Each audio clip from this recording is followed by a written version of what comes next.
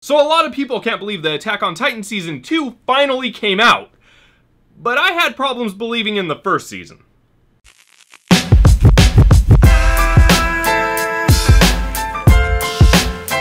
What we're going to talk about in this video is the suspension of disbelief, and I'm sure most of you know what that is, but for those of you who don't, it's basically how much bullshit you're willing to put up with until you call bullshit on whatever you're watching. Like for instance, in Lord of the Rings, we're willing to believe that there's elves and dwarves and rings that make you go invisible and drive you insane, but it's a little bit more difficult to believe that one elf can take out half of an army, including a giant elephant. So where does the suspension of disbelief stop and start? Well, for me, I can buy into most any story as long as they adhere to their own rules. For instance, in my Tokyo Ghoul review, I started off by talking about how Kaneki should be dead after his first interaction with this ghoul, after the first second of that first interaction. Yet he was able to survive getting his ass kicked up and down an entire city to the point where he should have been dead 3 or 4 times over, long enough to get to a hospital and have them magic him back to health. So what's my problem with Attack on Titan? I mean, it seems pretty straightforward. There are Titans, they're attacking, it's self-explanatory, right? Well, the problem, spoiler alert if you haven't seen it, lies in the fact that Eren, our main character, is also a Titan. Now, I don't have a problem with other characters being Titans. With humans transforming into giant monsters, it seems like that's how the story was gonna progress. Eventually, it was gonna be that humans could turn into them. But I have a problem with Eren being one of them. Because you see, this was a fantastical world, something I'd never really seen before in anything. It was entirely unique, except for its shonen protagonist. The problem here is that Eren is pretty much a cliché protagonist, while the rest of the story is very much not cliché. So when we get to episode 5 and he gets chomped down on and presumably dies, that was really interesting, and I was really hoping that we'd follow Mikasa or Levi or some other character. Even though Levi hadn't been introduced yet, that would have been a perfect time to introduce him so he could have been the new main character. But we didn't get that. Instead, what happened in this series is the same thing that happens in every other poorly written shonen. Death stopped mattering. Eren became a Titan, and all of a sudden, death didn't matter anymore, because he couldn't really die. See, I was talking to one of my friends earlier, and he had this great idea of having the perspective of Eren's eyes from inside the Titan's mouth as the mouth closes to darkness, at which point we see another pair of eyes open, and that would be our new main character. Whether it be Mikasa or Armin or whoever, that would have been a great transition from one character to another. It would have been like the writers were saying, we're closing the book on this cliche stereotype and we're moving on to something else. It would have definitely given this suspenseful idea that anybody could die at any time. But they robbed us of that. And besides, Eren being a Titan doesn't really make a lot of sense. Sure, they sprinkled in some inklings of this being a possibility, his father talking about the basement, the flashback to the injection, but for the most part, it seems like Mikasa would be the Titan. Now, the reason I say this is because she's initially good at everything, just like Annie, the other Titan that we discover in Season 1.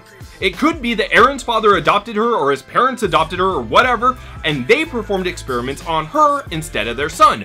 Because who the fuck would perform experiments on their own son when they have another guinea pig? See, the problem with Attack on Titan is exactly the same problem that I have with other shonens. They have a cliché shonen protagonist. Eren is the willpower, doing everything right, learning from the ground up guy who's never gonna give up, and he's born differently or he was given different powers. He's special. He's special because he's the protagonist. It would have been so much more interesting if they made us think he was the protagonist, only to kill him off in episode 5 and switch to literally anybody else. Plus, it would have made way more sense for Mikasa to be the Titan, because she, like Annie, is naturally good at all of this shit. So why wouldn't it be her? Why couldn't the parents have adopted her, brought her into their life, and then used her as the guinea pig as opposed to their own son? And I know a lot of you are going to say that Eren's naturally good too, and he balanced on a broken maneuver gear, but it's not even a comparison. Mikasa is simply better. She's the best or second best person that we've seen thus far in the series at killing Titans. Straight up. And all of that would be explained if only she were the Titan, if she had the experimental treatments. She has no training that, like, is special from anybody else that makes her better than anybody else innately. She's just Japanese. Does that make you better at being Spider-Man when you're Japanese? Because the Spider-Man movie doesn't seem to fucking think so. But really, all of this is a moot point, because at the end of the day, episode 5 broke the suspension of disbelief for me. That's it. This is an entirely personal thing. I can't explain my way out of it and say why this is so terrible and why this is so bad, because it's worked before. It's a formula that works, and it's a formula that people seem to get behind. A lot of people like this series because of that moment, but I hate it because of that moment, and the problem here, the reason for this entire video, is that I can't explain exactly why. Why should I hate this any more than a sensu bean or the ending of Clichéd? Those were both very MacGuffin things in anime, but I don't hate them quite as much. They didn't ruin the series for me like this episode did. And really, I think it all boils down to Attack on Titan was supposed to be different. It was lauded as being something amazing, something magical, something other than the normal anime, something other than shonen. But at the end of the day, for me, when they did that, that's all it boiled down to. The show became shonen because of that, for me. For me, when Eren became a Titan is when shit got silly. For all the reasons I explained, and a few reasons that I can't even think of how to explain. But for you, that might not be the case. There might be 1,000 different animes where you're like, oh, this shit's silly and this shit's silly, where to me, it's amazing. That's the problem with suspension of disbelief. It isn't quantifiable. It's not one metric for every single person. And that's kind of why I needed to make this video. I needed to explain my reasoning behind why my suspension of disbelief was broken in this series, and maybe try and figure out other people's reasons why their suspension of disbelief was broken in something that I've seen. So in the comments below, tell me something that broke your suspension of disbelief. Something that the second it happened, the whole series became silly, redundant, stupid, whatever. And also, yes, I know my hair is blonde right now. I understand this. Anyways, guys, that's it for me, and don't worry, we're gonna get more into suspension of disbelief in shonen later on, but I kind of wanted to address Attack on Titan right now because it's relevant right now. Alright, that's it. This is a short video. Go. You can just click off. There's gonna be annotate. You can click the... Alright, yep, bye.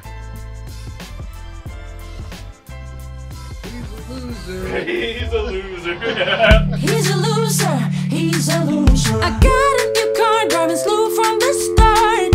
It looks cool though. It looks cool though. It's not what I need. It's not what I feel. Break it down.